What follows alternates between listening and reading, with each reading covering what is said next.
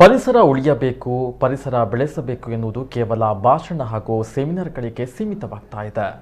ಫೀಲ್ಡ್ಗೆ ಇಳಿದು ಪ್ರಕೃತಿಯನ್ನು ಸಂರಕ್ಷಿಸುವ ಕೆಲಸಗಳು ಕೇವಲ ಕೆಲವೇ ಜನರಿಂದ ಮಾತ್ರ ಆಗ್ತಾ ಇದೆ. ಆದರೆ ಎಲ್ಲೊಬ್ಬರು ಪ್ರಚಾರದ ಯಾವುದೇ ಹಂಗೂ ಇಲ್ಲದೆ ನಿಸ್ವಾರ್ಥ ಮನೋಭಾವನೆಯಿಂದ ಚಿಕ್ಕ ಚಿಕ್ಕ ಜಾಗದಲ್ಲಿ ಹೇಗೆ ಹಸಿರನ್ನು ಹೊದಿಸಬಹುದು ಎನ್ನುವುದನ್ನು ತೋರಿಸಿಕೊಟ್ಟಿದ್ದಾರೆ. ಯಾರವರು ಅನ್ನೋ ಕುತೂಹಲ ನಿಮಗಿದೆ ತಾನೆ? ಬನ್ನಿ ಈ ವರದಿ ನೋಡಿ.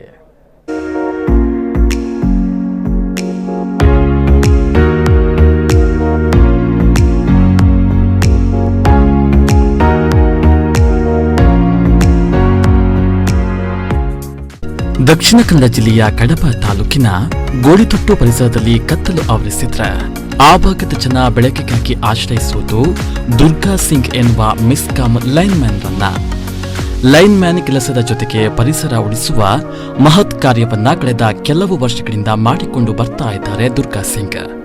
ಕಾಡಿನ ಅಂಚಿನಲ್ಲಿರುವ ಪ್ರದೇಶದಲ್ಲಿ ಲೈನ್ ಮ್ಯಾನ್ ಕರ್ತವ್ಯ ನಿರ್ವಹಿಸ್ತಾ ಇರುವ ದುರ್ಗಾ ಸಿಂಗ್ ಈ ಭಾಗದಲ್ಲಿ ವಿದ್ಯುತ್ ತಂತಿಗಳಿಗೆ ತೊಂದರೆಯಾಗುವ ಮರಗಳನ್ನ ಹಾಗೂ ಕೊಂಬೆಗಳನ್ನ ಕಡಿತಾ ಇರುವ ಸಂದರ್ಭದಲ್ಲಿ ಇದೇ ರೀತಿ ಮರಗಳನ್ನ ಕಡಿದಲ್ಲಿ ಮತ್ತೆ ಮರಗಳು ಇಲ್ಲದೆ ಪರಿಸರಕ್ಕೆ ಹಾನಿಯಾಗಲಿದೆ ಎನ್ನುವುದನ್ನ ಮನಗಂಡಿದ್ರು. ಈ ಕಾರಣಕ್ಕಾಗಿ ಪರಿಸರವನ್ನ ಹಸಿರಾಗಿ ಉಳಿಸಬೇಕು ಎನ್ನುವಂತಹ ನಿಟ್ಟಿನಲ್ಲಿ ಕಾರ್ಯಪ್ರವೃತ್ತರಾಗಿರುವಂತಹ ದುರ್ಗಾ ಸಿಂಗ್ ಕೃತಕ ಕಾಡುಗಳನ್ನ ಬೆಳೆಸುವ ಯೋಚನೆಗೆ ಮುಂದಾಗಿದ್ರು. ಜಪಾನ್ ವಿಜ್ಞಾನಿ ಮಿಯಾವಾಕಿಯವರ ಕಡಿಮೆ ಜಾಗದಲ್ಲಿ ದಟ್ಟ ಕಾಡು ಬೆಳೆಸುವುದು ಹೇಗೆ ಎನ್ನುವ ವಿಧಾನವನ್ನ ಅನುಸರಿಸಿ ಕಾಡು ಬೆಳೆಸಲು ಮುಂದಾಗಿದ್ರು. ಈ ಪ್ರಯೋಗವನ್ನ ತನ್ನ ಮನೆಯಿಂದಲೇ ಆರಂಭಿಸಿದ ಇವರು ಕೇವಲ 1,000 ಚದರಡಿಯ ಜಾಗದಲ್ಲಿ 400ಕ್ಕೂ ಮಿಕ್ಕಿದ ಗಿಡಗಳನ್ನು ನೆಟ್ಟಿದ್ದಾರೆ. ಕೇವಲ 1 ವರ್ಷದಲ್ಲೇ ಆಳೆತ್ತರಕ್ಕೆ ಏರಿರುವ ಈ ಗಿಡಗಳು ಇನ್ನೂ 2 ವರ್ಷಗಳಲ್ಲಿ ಬೆಳೆದು ದಟ್ಟ ಕಾಡಾಗುವ ಹಂತದಲ್ಲಿದೆ. ಗಿಡಗಳನ್ನು ನೆಡುವ ಓಬಿರಾಯನ ಕಾಲದ ಪದ್ಧತಿಯಿಂದ ಹೊರಬಂದು ಹೊಸ ವಿಧಾನದಲ್ಲಿ ಕಾಡು ಬೆಳೆಸಬಹುದು ಎನ್ನುವುದನ್ನು ದುರ್ಗಾ ಸಿಂಗ್ ತೋರಿಸಿಕೊಟ್ಟಿದ್ದಾರೆ. ಮಿಯಾವಾಕಿ ಸಿಸ್ಟಮಲ್ಲಿ ಜಪಾನ್ ವಿಜ್ಞಾನಿ ಅವರು ಮಿಯಾವಾಕಿ ಅವರ ಸಿಸ್ಟಮಲ್ಲಿ ಈಗ ಕಾಡು ಮಾಡ್ತಾ ಇರೋದು. ಇದು ವಿಷಯ ಅಂತ ಹೇಳಿದರೆ ಕಡಿಮೆ ಜಾಗದಲ್ಲಿ ಹೆಚ್ಚು ಗಿಡ ನಟ್ಟು ಕಾಡು ಮಾಡೋದು. ಕಾಡು ಅಂತ ಹೇಳಿದರೆ ಎಲ್ಲರೂ ನಡು ತೋಪು ಆ ಥರ ಮಾಡ್ತಾರೆ. ಇದು ಆ ಥರ ಅಲ್ಲ. ಇದು ಹತ್ತಿರ ಗಿಡ ಬರುತ್ತೆ. ಹತ್ತಿರ ಗಿಡ ಬಂದರೂ ಕೂಡ ಬೆಳವಣಿಗೆ ಕೂಡ ಉತ್ತಮವಾಗಿರುತ್ತೆ. ಇದು 2 ವರ್ಷ ಇದನ್ನು ಕ್ಲೀನಾಗಿ ಮೇಂಟೈನ್ ಮಾಡಬೇಕಾಗ್ತದೆ. ಮೇಂಟೈನ್ ಮಾಡಿದ ನಂತರ 2 ವರ್ಷ ನಂತರ ಮೇಂಟೈನ್ ಮಾಡುವ ಅಗತ್ಯ ಇರೋದಿಲ್ಲ. 2 ವರ್ಷ ಮೇಂಟೈನ್ ಯಾಕೆ ಮಾಡಬೇಕು ಅಂತ ಹೇಳಿದರೆ ಗಿಡಗಳು ಕ್ಲೀನಾಗಿ ಚಿಗುರಬೇಕು. ಅದು ಅಂದರೆ ಗಿಡಗಳು ಕೆಲವೊಮ್ಮೆ ಅದಕ್ಕೆ ಪೋಷಕಾಂಶ ಕಮ್ಮಿ ಆಗ್ಬೋದು, ಕೆಲವೊಂದು ಸಲ ಅದಕ್ಕೆ ನೀರು ಕಮ್ಮಿ ಆಗ್ಬೋದು. ಅದನ್ನೆಲ್ಲ ಜಾಗ್ರತೆಯಲ್ಲಿ ನಾವು ನೋಡಿಕೊಳ್ಬೇಕಾಗ್ತದೆ. ಇದು ನಮ್ಮ ಮೇಲೆ ಜವಾಬ್ದಾರಿ ಇರ್ತದೆ. 2 ವರ್ಷ ಮೇಂಟೈನ್ ಮಾಡೋದು ಇದರಲ್ಲಿ ಮುಖ್ಯ. ನಂತರ ಅದೇ ಬೆಳವಣಿಗೆ ಆಗ್ತಾ ಹೋಗ್ತದೆ. ಅದಕ್ಕೆ ಗೊಬ್ಬರ ಆಗಲಿ ನೀರಾಗಲಿ ಕೊಡುವ ಅಗತ್ಯ ಇರುವುದಿಲ್ಲ. ಹೀಗಾಗಿ ಈ ಟೆಕ್ನಾಲಜಿ ತುಂಬ ಸುಲಭ ಆಗಿದೆ.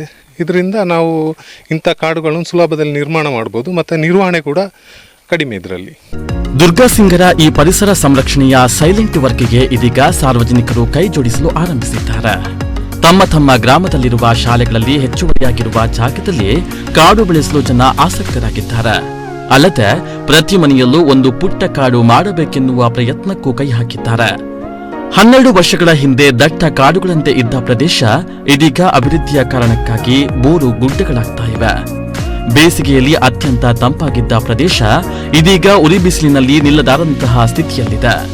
ಈ ಕಾರಣಕ್ಕಾಗಿ ದುರ್ಗಾ ಸಿಂಗ್ ಅವರ ಮಾರ್ಗದರ್ಶನದಲ್ಲಿ ಪ್ರತಿ ಮನೆಯಲ್ಲಿ ಕಾಡು ಬೆಳೆಸಲು ಯೋಜನೆ ಹಾಕಿಕೊಂಡಿದ್ದೇವೆ ಎನ್ನುತ್ತಾರೆ ಕಡಬದ ಆಲಂತಯ ನಿವಾಸಿ ವೇದಕುಮಾರ್. ಮೊದಲೇ ನಾವು ಅಂತ ಯೋಚನೆ ಮಾಡಿದ್ದೆವು. ಒಂದು ಅಡಿಕೆ ಗಿಡ ಅಥವಾ ಈ ಒಂದು ಗಿಡ ನೆಟ್ಟು ಇಲ್ಲಾಂದರೆ ಗೇರು ಬೀಜ ಇದೆಲ್ಲ ಮಾಡುವಂಥ ಯೋಜನೆಗಳು ನಮಗೆ ಒಂದು ಇತ್ತು. ಈ ಕೊರೋನಾದ ಸಮಯದ ಅಭಾವದಲ್ಲಿ ಯಾವುದೇ ಅಭಿವೃದ್ಧಿ ಕೆಲಸವನ್ನು ನಮಗೆ ಮಾಡಲಿಕ್ಕೆ ಆಗಲಿಲ್ಲ. ಬಹುಶಃ ಇದೊಂದು ನಮ್ಮ ಸ್ನೇಹಿತರಾದಂಥ ದುರ್ಗಾ ಸಿಂಗ್ ಅವರು ಈ ಯೋಚನೆಯನ್ನು ನಮಗೆ ಮನವರಿಕೆ ಮಾಡಿ ಈ ಒಂದು ವ್ಯವಸ್ಥೆಯನ್ನು ನಮಗೆ ಸಹಕಾರ ಕೊಟ್ಟಿದ್ದಾರೆ. ಅದಕ್ಕೆ ನಾವು ಸಾಧಾರಣ ನಮ್ಮ ಶಾಲೆಯಲ್ಲಿ ಒಂದು 2.5 ಎಕರೆ ಜಾಗ ಉಂಟು. ಸಾಧಾರಣ ತೆಂಗು ಕೂಡ ಉಂಟು ತುಂಬ. ಇನ್ನೂ ಕೂಡ ಮಾಡಲಿಕ್ಕೆ ವಿಸ್ತರಣೆ ಮಾಡಿಟ್ಟಿದ್ದೇವೆ. 12 ವರ್ಷಕ್ಕಿಂತ ಮುಂಚೆ ಈ ಊರೆಲ್ಲ ಕಾಡಾಗಿತ್ತು. ಈಗ ನಾವು ಅಭಿವೃದ್ಧಿ ಅಂತ ಹೇಳಿ ಅದನ್ನೆಲ್ಲ ಕಡಿದು ಈಗ ಈ ಪರಿಸರದಲ್ಲಿ ಕಾಡು ಸ್ವಲ್ಪ ಕಡಿಮೆ ಆಗಿದೆ.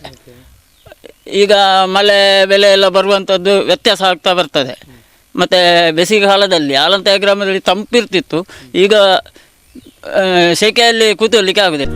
ತನ್ನ ಬಿಡುವಿಲ್ಲದ ಕರ್ತವ್ಯದ ನಡುವೆಯೇ ದುರ್ಗಾ ಸಿಂಗ್ ಪರಿಸರದ ಉಳಿವಿಗಾಗಿ ದುಡಿತಾ ಇರುವುದು ನಿಜಕ್ಕೂ ಶ್ಲಾಘನೀಯಕರ ಕೆಲಸ. ಪರಿಸರ ಉಳಿಸಿ ಬೆಳೆಸಿ ಎನ್ನುವುದು ಕೇವಲ ಪುಸ್ತಕ ಹಾಗೂ ಭಾಷಣಕ್ಕೆ ಸೀಮಿತವಾಗಿರುವ ಈ ದಿನಗಳಲ್ಲಿ ದುರ್ಗಾ ಸಿಂಗ್ನಂತಹ ಕೆಲವೇ ಜನ ಪರಿಸರದ ಉಳಿವಿಗಾಗಿ ಶ್ರಮಿಸ್ತಾ ಇದ್ದಾರೆ. ನಮ್ಮ ಕುಡ್ಲ ನ್ಯೂಸ್ 24/7 ಪುತ್ತೂರು.